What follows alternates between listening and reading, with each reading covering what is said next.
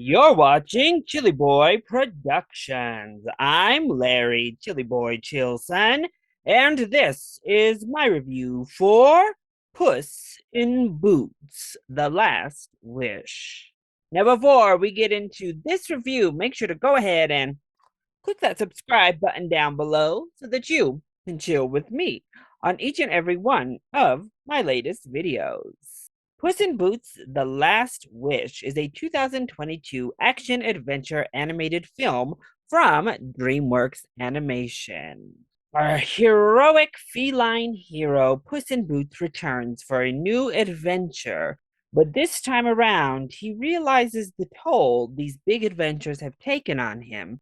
He's burned through 8 of his 9 lives. Now, Puss must embark on yet another epic adventure to find the mythical last wish to wish for his 9 lives to be restored. The film stars the vocal talents of Antonio Banderas, Salma Hayek, as well as newcomers Florence Pugh and Olivia Colman. The Dreamworks is back with their second animated film of 2022, this time with a brand new fancy logo. And I have to say, the logo was a hit at the early screening of this film.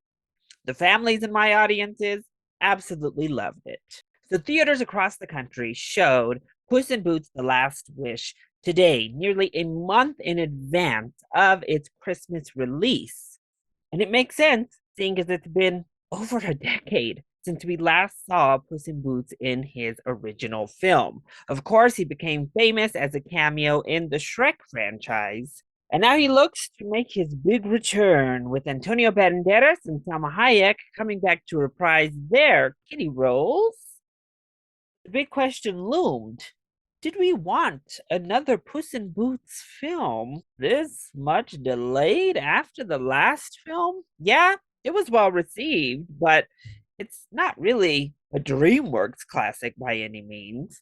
I have to say, I think it was the right decision to do this advanced screening to the public for people to come and watch it that would be excited to see a new Puss in Boots movie because it's pretty great.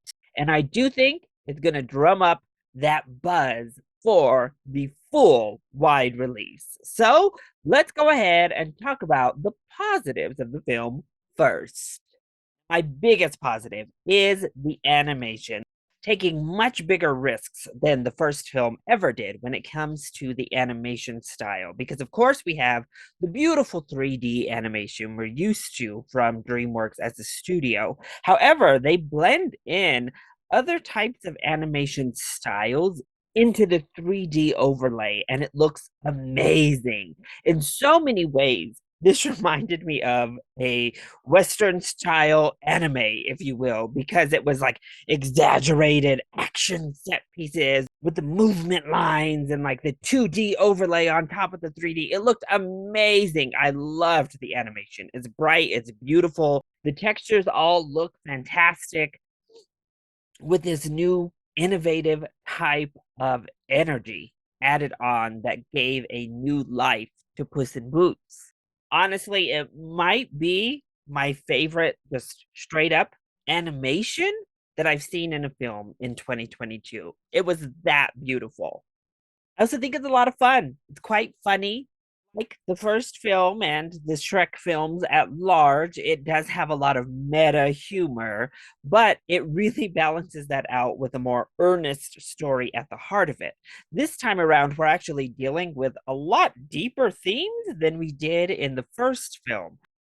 Mortality, for one, purpose, legacy, family. There are so many deeper issues at play here. And I think the film actually does quite a nice job of balancing those, really getting to the heart of the story, because I think this one has a lot more heart and emotional maturity, certainly more so than the first film. Antonio Banderas is Puss in Boots, and once again, he gives a fantastic performance here. He embodies this character. I think he loves playing this character, and it really shines through the screen. Salma Hayek is just a delight, as always, and I think she also has a really good time. Looking at Florence Pugh, oh, what a great vocal performance from her. She actually really transforms her voice in a stellar way to give Goldie a really nice characterization. I was very impressed with Florence Pugh's vocal work here. And then Olivia Colman is always a delight, and she is once again. I have to give a huge shout out to Harvey Gillen, who plays Pero, our new little dog for the film, because he is kind of the heart of this entire film. I was really nervous about this character when he first is introduced and we kind of figure out he's coming along for the entire journey. But wow, what a delightful, really funny, really endearing, earnest character to add to this franchise that does such a fabulous job of conveying the overall heart of the movie. And a lot of that has to do with Harvey's vocal work. Also, the film gets quite dark. We have the big bad wolf in the film because Goldilocks and the Three Bears are also in the film. But the big bad wolf is terrifying. Actually, really scary. The animation is really scary. What they do with the vocals is really scary. The sound design, everything about that big bad wolf was so dark, but in such a good way. Easily my favorite actual villain of the film itself. Really menacing, really fantastic. But then what doesn't work so well when it comes to Puss in Boots, The Last Wish? Well, really, my main complaint is that there is one too many villains in the film or villain adjacent characters.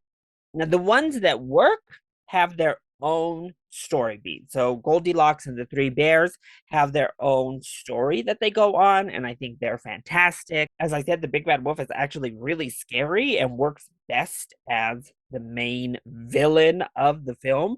But his character and purpose in this story is amazing, and I think actually works so well and really punctuates one of the major themes of the film. Jack Horner, however, I honestly think we could have cut his entire character from the story, and it might have even been better for it because I didn't love the Jack Horner's design. It was just a bit too much all over the place, and his character doesn't really go on a journey. He's more a commentary on, well, a certain political individual, I think, but at large, a commentary on wealthy people, privileged folks, the whole like.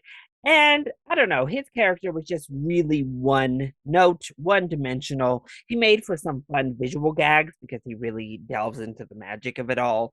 But while his character serves as kind of a main antagonist here through and through, I almost feel the film would have actually been stronger without him. But honestly, that's really my only big complaint is that there was one too many villains here, and Jack Horner is the one that should have went.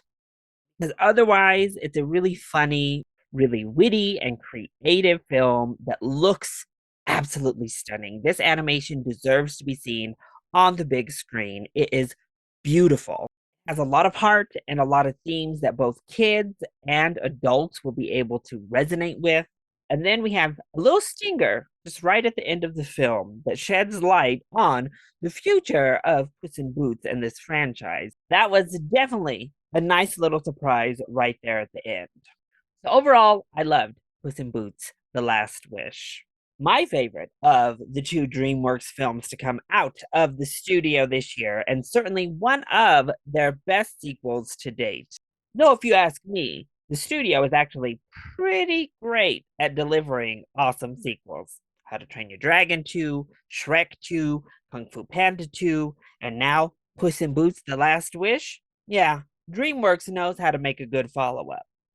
As soon as this becomes available this Christmas, make sure you huddle up the family and head on out for a fun time with Puss in Boots: The Last Wish. So that was my review for Puss in Boots: The Last Wish. I hope you enjoyed it. If you did, go ahead and click like down below and subscribe to the channel so that you are always up to date on all of my latest videos. Also, join in on the discussion. Are you excited to see Puss in Boots 2? Or did you check it out at this early screening as well? Let me know your thoughts either in the comment section down below, or you can hit me up on Twitter. I love you all so much for your continued support. Mwah! Thank you for watching, and we'll see you next time. Bye.